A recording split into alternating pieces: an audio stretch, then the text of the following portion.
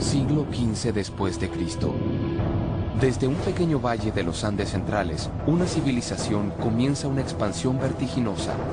En apenas 95 años, los incas construyen el imperio más extenso de la América precolombina, el Tahuantinsuyo. El Estado inca abarcó el sur de Colombia, Ecuador, Perú, Bolivia y parte de Chile y de Argentina. Su cultura se difundió a través del altiplano infinito, de la colosal cordillera de los Andes, por la costa desértica del Océano Pacífico y hasta alcanzó las profundidades de la impenetrable selva amazónica. Dominaron la navegación, la arquitectura megalítica, la astronomía y las matemáticas, la agricultura extensiva y la construcción de complejos sistemas de acueductos. ¿Cómo lograron los incas alcanzar tanto poder en menos de un siglo y transformar a la ciudad del Cusco en la capital de un imperio? Felipe Varela Travesí es conocido como el último de los chasquis o mensajeros andinos, porque investiga y camina desde hace más de una década el Capac Ñan, la extensa red vial que conectaba las 4 regiones del mundo incaico: el Antisuyo al este, el Contisuyo al oeste, el Collasuyo al sur y el Chinchasuyo al norte. Ahora, Felipe enfrenta una travesía por tierra, mar y aire, desafiando a la naturaleza y a la historia para desenterrar miles de años de enigmas, sabiduría y creencias que develan las profundas raíces de una de las civilizaciones más fascinantes de la humanidad, el Imperio de los Incas. La exploración comienza.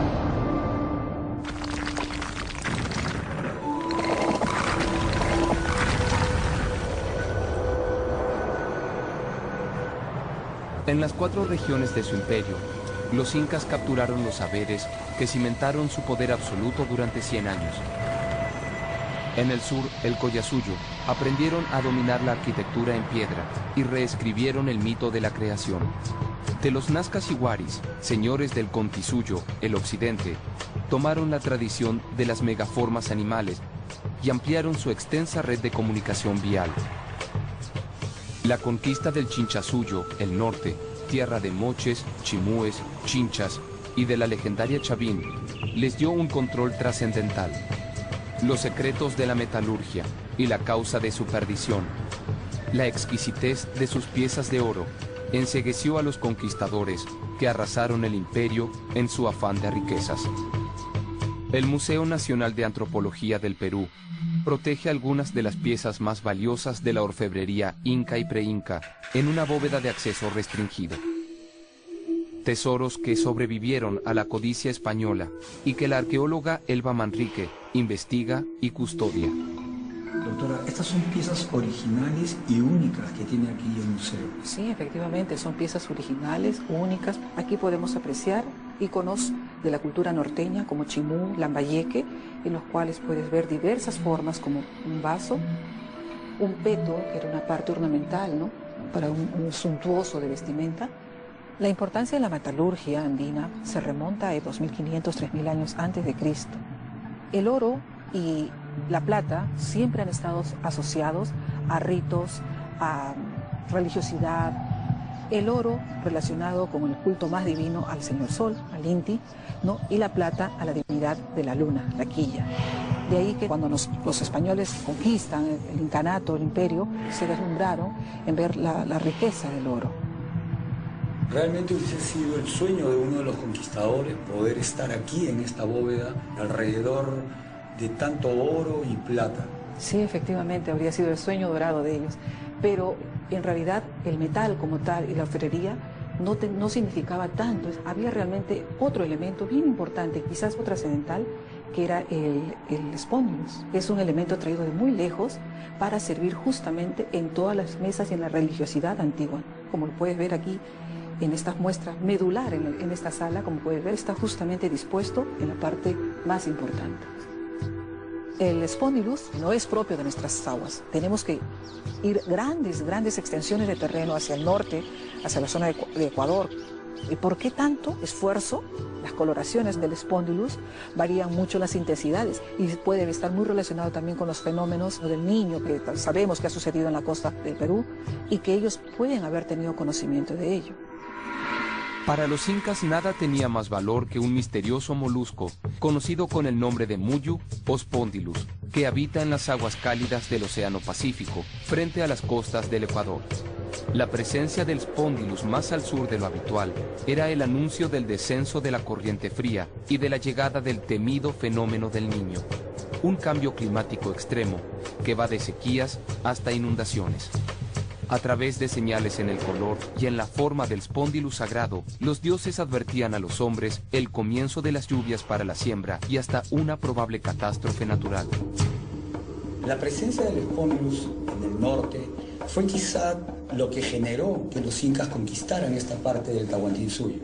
Sí, es muy probable. Recordemos que los incas tomaban de Mitimaes a muchas regiones distantes al centro nuclear del Cusco, conseguían a los mejores orfebres, a los mejores artesanos, y no sería nada extraño que ellos también lleguen a establecer un núcleo de personas que hagan especialmente estos viajes para proveerle al imperio, para poder cumplir con su calendario litúrgico.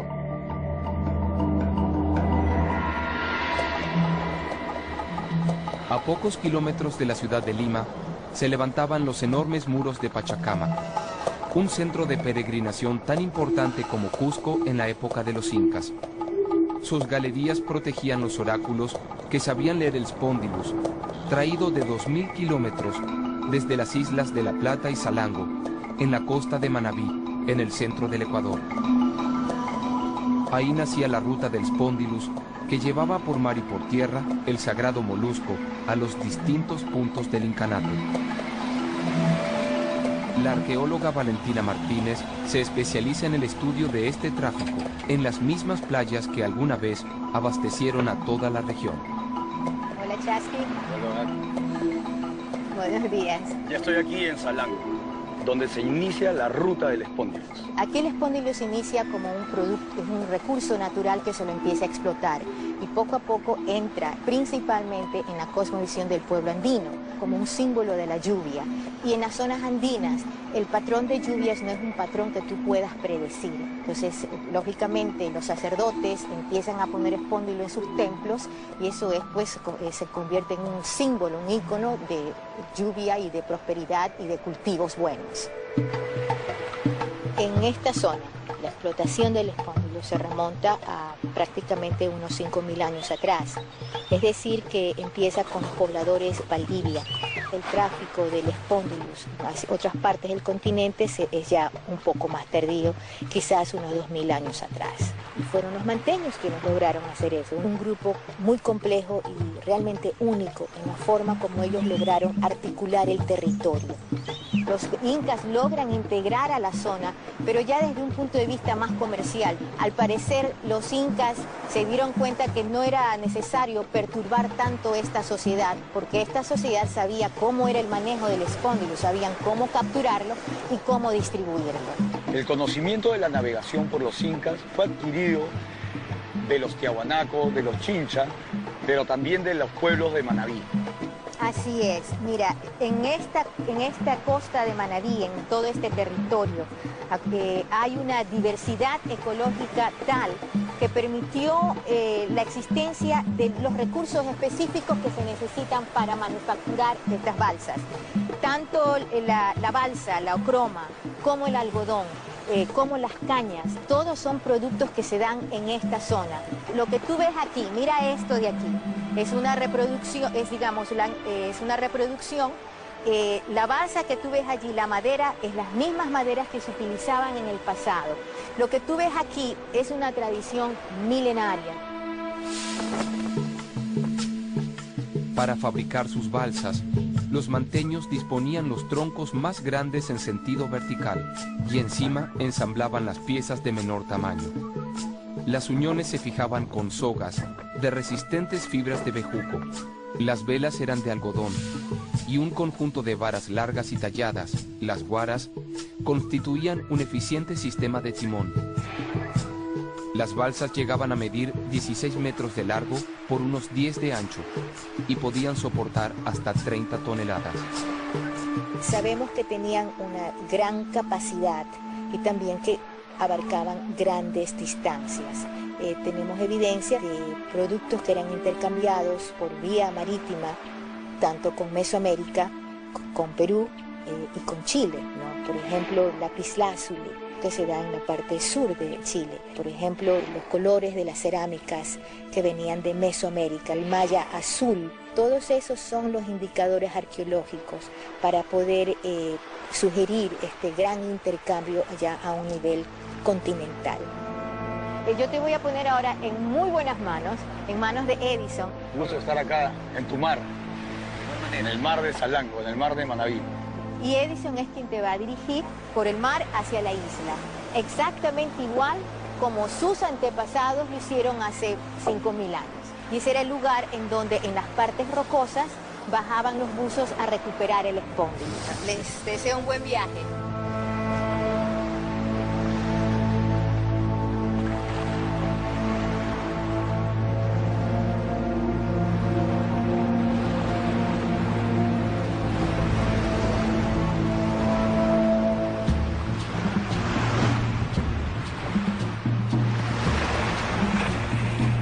Los hombres de Manabí conocían del mar, las corrientes marinas, el viento, e inclusive interpretaban las estrellas.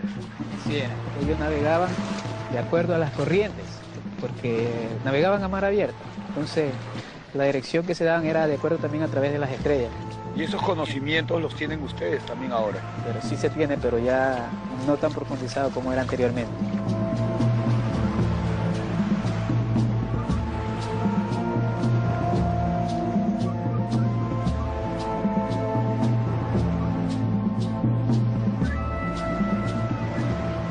La iconografía que tiene esta vela representa a un hombre de Manabí, un hombre antiguo de Manabí. Un pescador, guiándose por las estrellas. Es el sello que representa ahí. Y el pescado es la abundancia que anteriormente había. La embarcación, ¿cuántas guaras tiene? Generalmente se utilizaba 4 guaras. Se cogía un rumbo. Y de acuerdo a la dirección que uno daba, entonces esta guara era maniobrada. Una especie de timón con una dirección, ¿no? En cada guara una persona, porque había momentos en que la dirección no era la correcta, ¿no? Entonces algo tenía que moverse, o la de allá, o sea la de la derecha, o la parte de atrás. Al conquistar la ruta del Spondylus, los incas adquirieron la capacidad de realizar grandes travesías marinas. Algunos relatos registrados por los cronistas españoles hablan de que el rey inca Túpac Yupanqui, luego de conquistar el Chinchasuyo, el norte, se embarcó en una balsa manteña y emprendió un viaje a través del Océano Pacífico, del que volvió 3 meses después. Una teoría que refuerza la posibilidad de contactos marítimos entre la antigua América y la Polinesia. Ya estamos en la isla de Salango. Sí, esta zona la conocemos actualmente como Parcela Marina, el lugar donde existe la concha espóndilo. Anteriormente en este lugar era muy abundante la concha espóndilo. Actualmente la especie está en proceso de recuperación. Les voy a presentar a 2 amigos que son buzos. Son personas especialistas en obtener el espóndilo. Alejandro, Marlon. Esta tradición se remonta a miles de años. Lo realizaban sus abuelos, sus tatarabuelos. Sí, tengo claro de que mis abuelos fueron parte de los pioneros de la pesca a pulmón, sin snorkel, sin visor, y sacaban la concha, que había en cantidad en esos tiempos. Hoy en día es difícil capturarlas así. Pero se bucea y se extrae el Spondylus también con un sentido de conservación. Yo pertenezco a una asociación de buzos. Como miembro nos hemos visto la necesidad de cuidar esta especie, porque de a poco se está acabando. Para poder extraer el Spondylus, ¿cuántos metros tenemos que sumergirnos? Normalmente en esta parte de las costas de aquí está entre 3 metros a 5 o 10 metros, no está más hondo porque no da para bucear más tanto. Todo el espóndilo que se crece siempre pegado a las rocas. Nos colocamos los equipos entonces para empezar este descenso hacia la zona del Spondylus. Así, vamos. ¿Viste para que nos vean? Sumergirse en las aguas del Pacífico es un viaje a la esencia de las creencias andinas. El valioso Spondylus o Muyu, como los incas lo llamaron, anuncia tanto la fuerza nefasta de la naturaleza como las lluvias de la abundancia para quienes logran hallarlo e interpretarlo.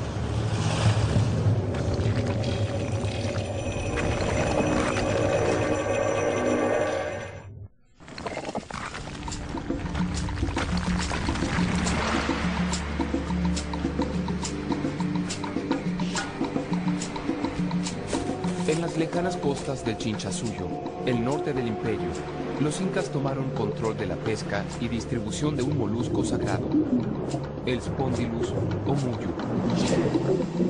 Era más valioso que el oro en todo el mundo andino, desde miles de años antes del surgimiento del Estado Inca. Dominar el conocimiento del Spondylus significaba anticiparse a los ciclos de la naturaleza y entrar en contacto directo con los dioses. Los buzos de la isla de Salango, en Ecuador, intentan continuar con la tradición, aunque actualmente el Spondylus se encuentra en peligro de extinción.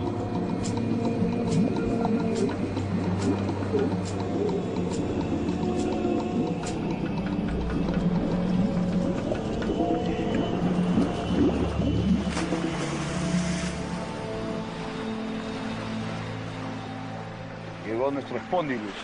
El Spondylus. Este es el alimento de los dioses. Por eso es que los incas vinieron hasta aquí, hasta Salango, a buscar el Spondylus. Este era un hijo de nuestra mamacocha, nuestro mar. Y es por eso que, como está en peligro de extinción, vamos a dejar esta valva en las profundidades del mar para que así se conserve. Que augura un buen futuro para las nuevas generaciones y sobre todo saber que es el símbolo de Salango. Así nosotros queremos preservarla para un futuro muy lejano. Entonces, A su lugar de origen. a su lugar de origen. ¡Jai Salango! Por nuestra mamacocha.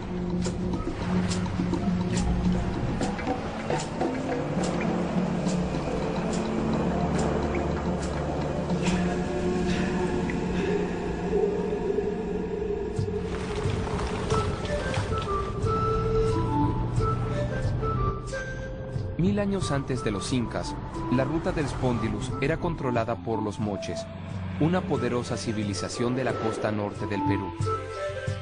El sagrado molusco era llevado desde Salango hasta Huaca Rajada, a 700 kilómetros. En la capital y santuario del Imperio Mochica, los sacerdotes pedían a los dioses por las lluvias, siempre expuestos a su escasez o a su devastador exceso. El arqueólogo Walter Alba es el mayor experto en la cultura moche y realizó históricos hallazgos en la milenaria ciudad. La excavación se ha reiniciado. Tenemos toda la demostración de un ciclo de lluvias que ha erosionado toda la pirámide y se fue depositando en la base. Esta es una valva de Spondylus que estaba en algún contexto, en un sitio sagrado en la pirámide, y que forma parte de una ofrenda, probablemente una lluvia muy fuerte, lo arrastró de la parte alta. Entonces la paradoja es, viene la fertilidad, pero en algunos casos puede venir también la destrucción. Como fue el caso aquí en Huaca Rajada. Es lo que hasta hoy parece confirmarse. Los mochicas que vivían de la agricultura conocían que la presencia de una corriente peruana de niños estaba anunciada probablemente por la aparición de estos espóndilos típicos de las aguas cálidas. En el caso de Zipán nos sorprendió, por ejemplo, encontrarlo dentro del ataúd, dentro del sarcófago del Señor, junto a los más preciados ornamentos rituales. Estaban presentes también las conchas de espóndilos. En 1987, Walter Alba descubrió intacta la tumba del señor de Zipán, hallazgo comparable a la de Tutankamón en Egipto, por su valor cultural y por la cantidad de tesoros en su interior. El Spondylus era el protagonista central del entierro. Se lo encontró recubriendo el fondo de la bóveda, a los pies del cuerpo del gobernante, en pectorales finamente elaborados, a la par de la corona y otros ornamentos de metal precioso, y por debajo de dos planchas de una aleación de oro y cobre llamada tumbaca, el gran avance metalúrgico que los moches legaron al mundo andino a través de la ruta del Spondylus.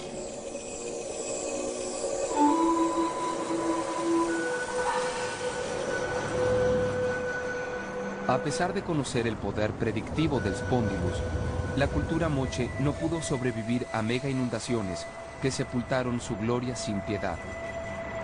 Sus descendientes, los chimúes, se asentaron en la región de la Libertad, en la costa norte del Perú.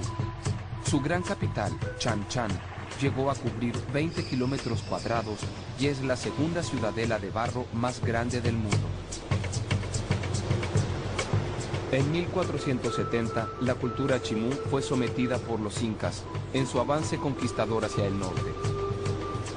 Una vez más, perseguir el control del Spondylus les deparó un botín adicional: incorporar las técnicas de navegación costera de los pescadores chimúes, quienes se enfrentaban al mar en embarcaciones simples pero eficaces, los caballitos de Totora.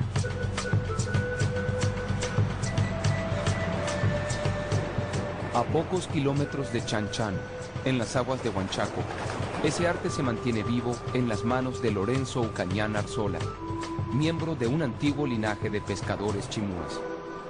Estoy dándole la forma de la cajeta que le llamamos nosotros, o sea, es el hueco donde ponemos el pescado, todo lo que nosotros sacamos. ¿Cuántas generaciones ya tenemos de su familia construyendo los balsas de Totora?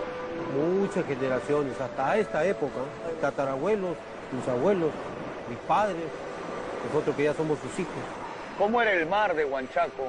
La pesca era buena antes, y en Chan Chan han venido ellos hasta esta bahía de acá de Huanchaco a buscar la zona adecuada, donde no solamente tenemos el pescado ni las algas, también tenemos el muy que se entierran en la arena. Sí. Tenemos el muy, tenemos las aves guaneras y también tenemos los cangrejos. Hay muchas cositas que nos han dejado los antiguos. Y perdura aquí en Huanchaco todavía esta tradición de construir balsas de Totora. Así es. Esta es la embarcación que se utilizaba antes. Y ahora la vamos a utilizar nosotros también para ingresar al mar. Sí, actualmente lo estamos utilizando. Entonces continuamos, Lorenzo. Le voy a dar la forma. Voy a traer una pajita.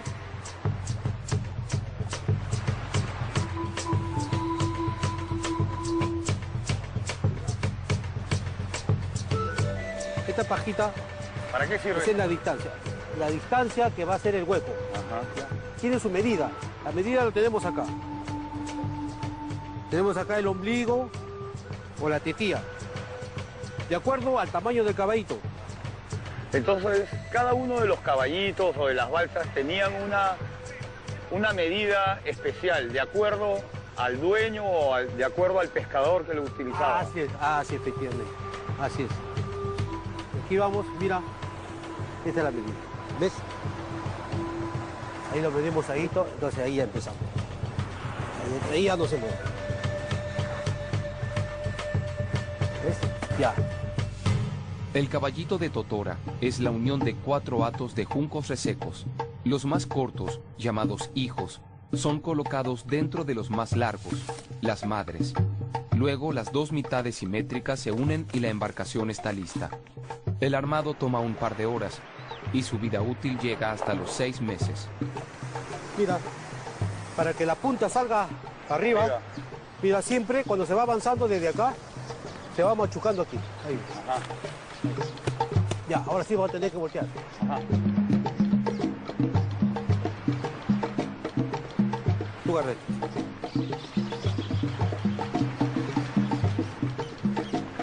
Tenemos uno ya. Este es el terminado. La construcción de los caballitos de Totora habría comenzado unos 2000 años antes de Cristo. Llegan a pesar 50 kilogramos y a soportar cargas de hasta 200. En estas embarcaciones, moches, chimúes e incas se adentraron al mar también para capturar el Spondylus sagrado.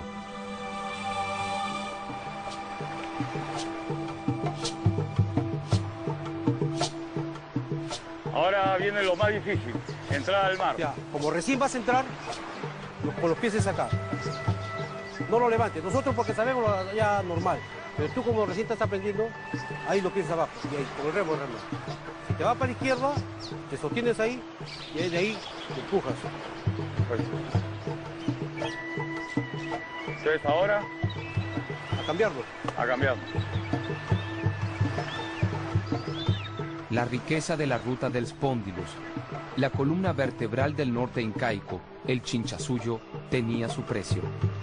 Exigió ingenio y valentía para domar a la naturaleza salvaje y al mar, una peligrosa fuente de abundancia.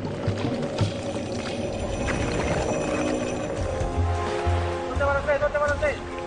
Con la caña. Sígueme. Hasta Chavín acudían gente en posición de poder esperando que Lanzón les pudiera predecir qué les deparaba el futuro. Esta es la idea principal.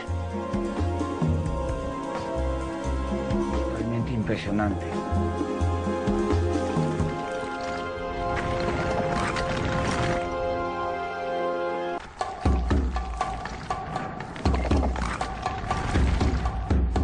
La costa del Océano Pacífico fue el escenario de las grandes luchas de los incas en el Chinchasuyo, el noroeste del imperio, con el fin de controlar la ruta del Spondylus, un molusco sagrado vital para predecir el clima.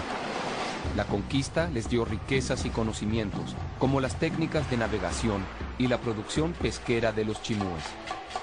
En Huanchaco, Perú, sus descendientes continúan cabalgando el mar a diario, en sus antiquísimos caballitos de totora.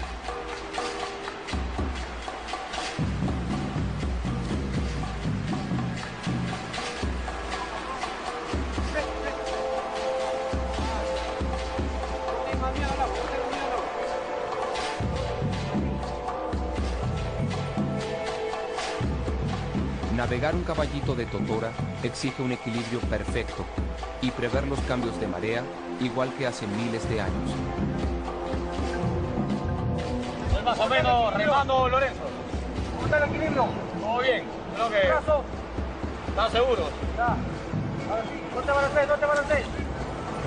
Con la caña. Ya. Sí. Sígueme. Fuerza, más fuerza. Este corte se bota. Acá. El pescado que pasa aquí se queda. Ay. Soltamos la ancla. La corriente nos va botando y hay que ir soltando. ¿Cuántos metros tiene esta red, Lorenzo? Este tiene un aproximado de 20 metros. ¿Para qué tipo de peces es este? Este es para el lenguado. Para el lenguadito. Lenguado. Y termina. ¿Qué queda la red? 5 de la mañana, ya lo venimos y lo revisamos.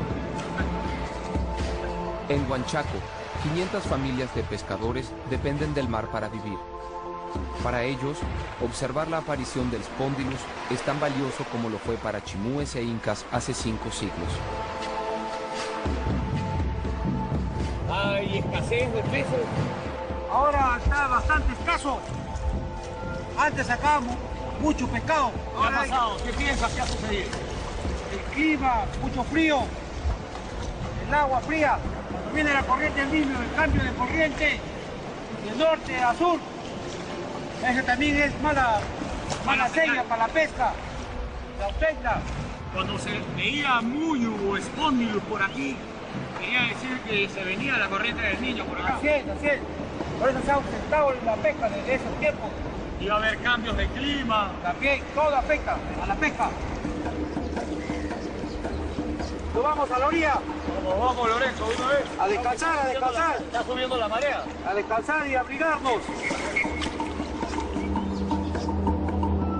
Abundancia o hambre. Esa fue la encrucijada de los pueblos antiguos de la costa y también en los Andes. El fenómeno del Niño afecta a ambas regiones por igual, con lluvias y sequías, vida o muerte. 3.500 años atrás, los sacerdotes de Chavín comprendieron que el Spondylus era la clave para anticiparse a la calamidad y sellaron la unión entre poder y conocimiento que convirtió a la ciudad en la meca religiosa del antiguo Perú. El arqueólogo Iván Falconi dirige el sitio y custodia el temido oráculo que habita en sus entrañas, el Lanzón. Hola, ¿cómo estás? El oráculo de Chavín estaba muy relacionado con el Spondylus y con la presencia de este molusco en este lugar de los Andes centrales del Perú. Efectivamente. Hasta aquí acudían gente en posición de poder de diversas regiones de los Andes, esperando que Lanzón, a través de los sacerdotes, les pudiera predecir qué les deparaba el futuro. En ese sentido, tenemos que ir a conocer a Lanzón. Vamos, Iván. El centro ceremonial de Chavín se funda aproximadamente hacia 1500 años antes de Cristo. dura aproximadamente 1000 años, hacia 500 antes de Cristo. En todo este proceso logró una importante consolidación como el centro ceremonial más importante de todo el área andina. Esto lo consiguieron con la capacidad de predecir los mejores momentos para la siembra y la cosecha. En su camino al laberinto subterráneo del oráculo, los fieles atravesaban la plaza ceremonial y llegaban a un pequeño templo circular, donde participaban del rito previo a conocer a la divinidad. Aquí se realizaron las ceremonias más íntimas de la ritualidad en Chavín. Solamente aquellos en alta posición de poder y los iniciados en los secretos de la ritualidad Chavín podían acceder a este lugar. En las decoraciones que vemos aquí en la plaza circular, vemos diseños antropomorfos. Exacto. Se trata al parecer de sacerdotes que nos están narrando, nos están contando el tipo de ceremonias que se realizaban aquí. Algunos de estos personajes, como las lápidas de acá, tienen un rico atavío, unas plumas encima y están tocando un pututu, que viene de las aguas de la costa del Ecuador, lugar de donde viene también el espóndilo. Y en el otro lado el sacerdote tiene una planta de San Pedro en la mano y nos narran cómo estas ceremonias se realizaban bajo el influjo de los alucinógenos, que eran como una especie de llave hacia una dimensión donde se podía tener visiones del mundo etéreo, ¿no? Donde habitaban los dioses. Y solamente los sacerdotes eran capaces de arribar a ese mundo y de interpretar correctamente las visiones que tenían. Entonces, como lo hacían nuestros iniciados y como se realizaba aquí en la plaza circular de Chavín, vamos a tocar el pututo que he traído aquí. Bien. Como darle un saludo a nuestros apus de Chavín, a esta gran plaza circular. Hace tiempo no se toca un pututo acá, ¿sabes? Vamos a darle fuerza.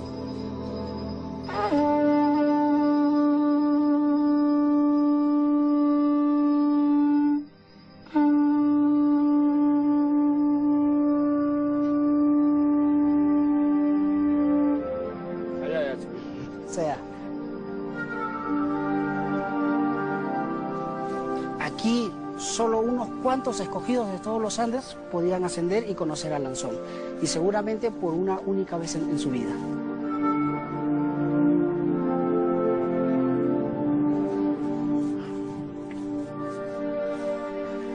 Esta es la entrada a Lanzón. Fue el lugar más sagrado de los Andes durante 1000 años. Es el único dios en todo el Nuevo Mundo que se encuentra en su lugar original. Nosotros vamos a tener la oportunidad de verlo tal como lo vieron los chavinos hace más de 1000 años. Vamos.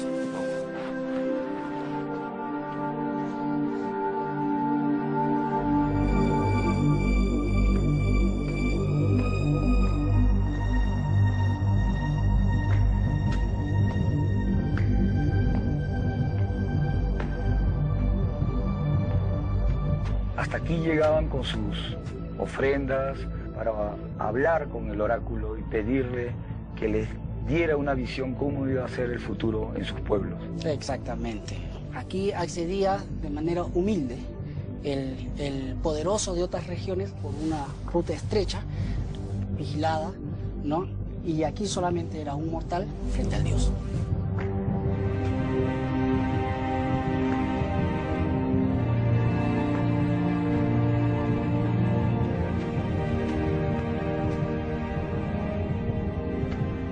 Esta es la avenida principal. Realmente impresionante. Mira, se trata de un personaje antropomorfo. Él está parado hacia adelante, tiene el brazo derecho levantado y el brazo hacia abajo. Parece que en posición de saludo. Su rostro tiene colmillos de felino, garras de felino en las manos y los pies. Eso es un símbolo de poder en el mundo andino. Este oráculo panandino llegó hasta conocimiento de los incas. Lo cierto es que, por ejemplo, el Lanzón tiene grabado una chacana. Una chacana es un símbolo de la religión andina que se puede rastrear después hasta los incas. En todo caso, lo que estamos reconociendo es que los principios de la religión andina no nacen con los incas, sino que es todo un proceso que se desarrolla desde tiempos muy tempranos, como aquí en Chavín. Y efectivamente, uno entra aquí y tiene la sensación clara de estar en un lugar sagrado, aún cientos de años después que el sitio ya no funciona como templo. El oráculo de Chavín sigue hablando entonces. Así es. La variación en las corrientes del Océano Pacífico, rastreables en las huellas del molusco Spondylus, marcó el nacimiento y la caída de imperios y religiones en el antiguo Perú. El muyu sagrado de los incas, al cual valoraban más que al oro, tal vez fue testigo del origen mismo de la civilización en América. Hace 5.000 años, un brusco cambio climático motivó la fundación de Caral, la ciudad más antigua del continente y el rastro más lejano en el tiempo al que se remontan las profundas raíces de los incas.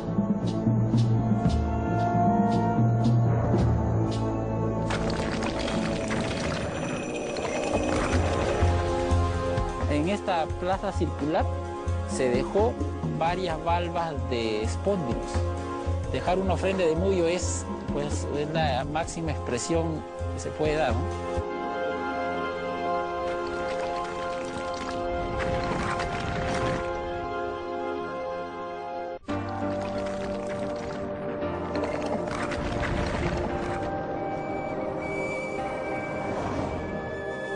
La exploración a través de la antigua ruta del Spondylus, desde Ecuador hasta el Cusco, es también un viaje hacia el pasado remoto de las civilizaciones pre-incas, que vivieron alertas a los favores y a los estragos del fenómeno del Niño. A lo largo de los siglos, florecieron y sucumbieron manteños, moches, chimúes, chavinos, milenios de sabiduría que los incas sintetizaron y expandieron por América como nunca antes. Hace 5.000 años, también un cambio en las corrientes del Pacífico habría creado las condiciones ideales para que en el centro de la costa peruana naciera la primera civilización del continente americano, Caral, donde todo comenzó. Esta relación con las corrientes marinas ha sido muy importante desde el inicio. Esta corriente fría que está frente a las costas de Supe permitió esa gran riqueza marina de la que ellos pudieron aprovechar, y desde ahí se fueron trasladando hacia el valle y cultivando productos que después le permitieron intercambiar, como es el algodón, pudieran elaborar redes y pudieran incrementar. Fue una revolución que permitió incrementar la producción de pescado. Este desarrollo cultural que se inició aquí en Caral fue la base para el desarrollo de las culturas posteriores y que antecedieron unos 3.000 a 4.000 años antes que los incas. Caral es la cuna de la cosmovisión andina. Exacto. Uno de los principios básicos de la sociedad inca fue el principio de dualidad. Y esta dualidad también la hemos podido ver reflejada aquí en el asentamiento de Caral. Tenemos un sector alto y un sector bajo. En el sector alto tienen su templo mayor y en el sector bajo tenemos el templo del anfiteatro. Y los dos funcionaron contemporáneamente. Las excavaciones en Caral se iniciaron recién en 1994. Desde entonces, uno tras otro, asoman rasgos comunes a todo el mundo andino, pero en su versión originaria. Estamos acá frente al templo mayor de Caral, la expresión ideológica del asentamiento. Algo importante que podemos ver esta pirámide es el sistema constructivo con piedras megalíticas. Exacto. Conforme fueron los edificios creciendo en volumen, fue necesario darle una estabilidad para esta monumentalidad, y es así que se traen estas piedras megalíticas que se pueden ver en las esquinas y a cierta distancia de los muros. Esa técnica no se va a perder, se va a perfeccionar, ¿no? Eso lo vemos en Huari y mucho más perfeccionada ya con esas caras trabajadas en lo que es Inca. Aquí es donde se formó muchos de los elementos que las culturas posteriores continuaron en uso. Elementos como el quipu, ¿no? Que en los incas pues es donde más lo conocemos, pero aquí tenemos evidencias de este quipu antiguo que sirvió para poder tener un registro de los excedentes que se tenían. Todos estos elementos que se forman acá, todo sigue en uso, ¿no? Y cuando la ciudad se abandona, permanece el culto de una ciudad antigua y sagrada. Y aquí en este templo, en esta plaza circular, se dejó varias valvas de espóndilus. Dejar una ofrenda de Muyo es la máxima expresión que se puede dar, ¿no? Caral trasciende en todos los tiempos hasta ahora, ¿no? Probablemente el fin de Caral también estuvo ligado al inestable mar. Un descenso de la corriente cálida habría afectado seriamente la pesca y la agricultura, sus fuentes de riqueza. Entre los legados de Caral, el quipu, un sistema de registro con cuerdas y nudos, definió a los incas como ningún otro. Aún hoy, los quipus son casi indescifrables. Tenemos un ejemplar de un quipu, en este caso procedente de la localidad de Armatambo, en Lima, que tiene las siguientes partes: un cordón principal, ¿sí?, y un grupo de cuerdas colgantes.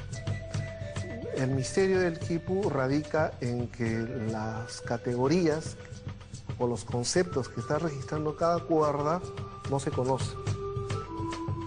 Sin embargo, sabemos que los nudos sí contienen información de carácter numérica de base decimal. Puedes, por ejemplo, ver con tu lupa que la cantidad de vueltas nos va a determinar cuánta información en el nivel de unidades presenta. Los quipus registran las cifras mediante la cantidad y la posición de los nudos en las cuerdas.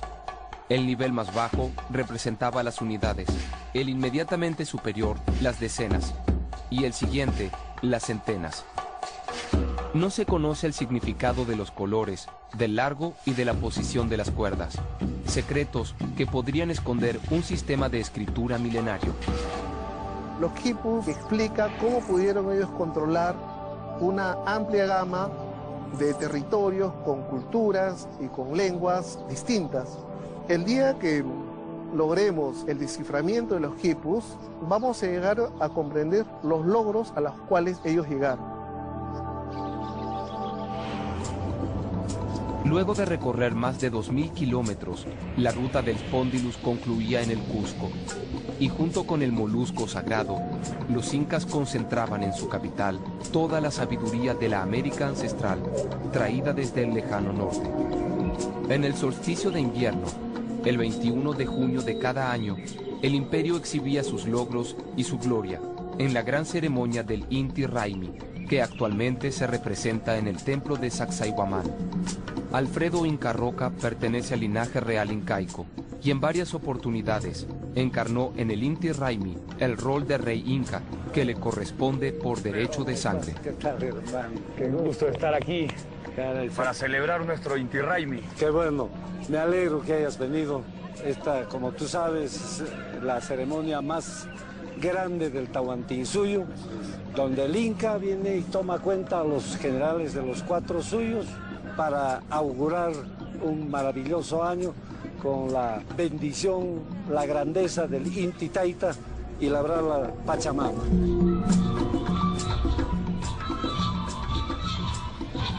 Ha llegado el momento esperado. Revivimos reverente el gran Inti Raymi.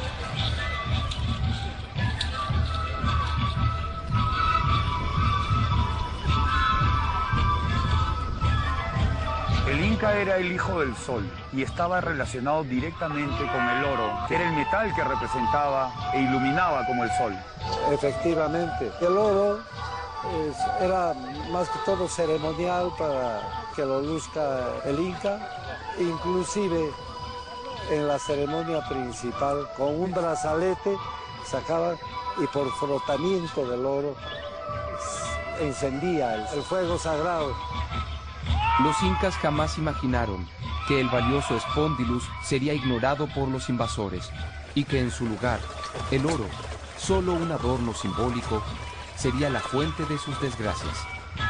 Con la llegada de los españoles, el oro se convierte en un metal bastante cotizados porque otorgaba riqueza. Por historia sabemos de que, por ejemplo, para el rescate de Atahualpa, llevan el oro de todos los confines, pero ellos suponen que esto va a ser mal utilizado. Entonces dicen, bueno, llevemos una parte, pero la otra parte que quede para nosotros. Por eso se ha llevado a la selva, se dice que existe el Paititi, es un lugar donde han depositado el oro, se ha creado la leyenda y mucha gente en estos años busca el Paititi, probablemente para encontrar la riqueza de los incas.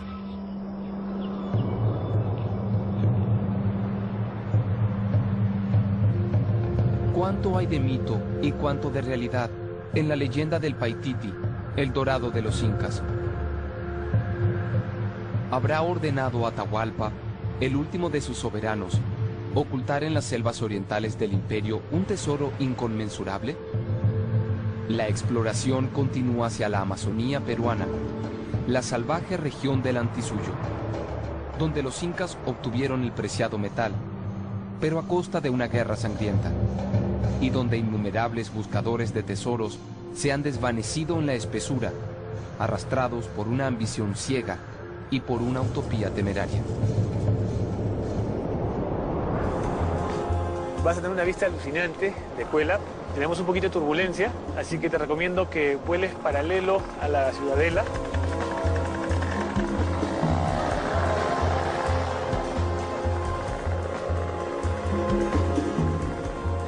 Estos petroglifos indican un camino hacia lo que llaman el Paititi. Claro, es como un signo de la avanzada de los incas que han tenido para ocupar toda esta área.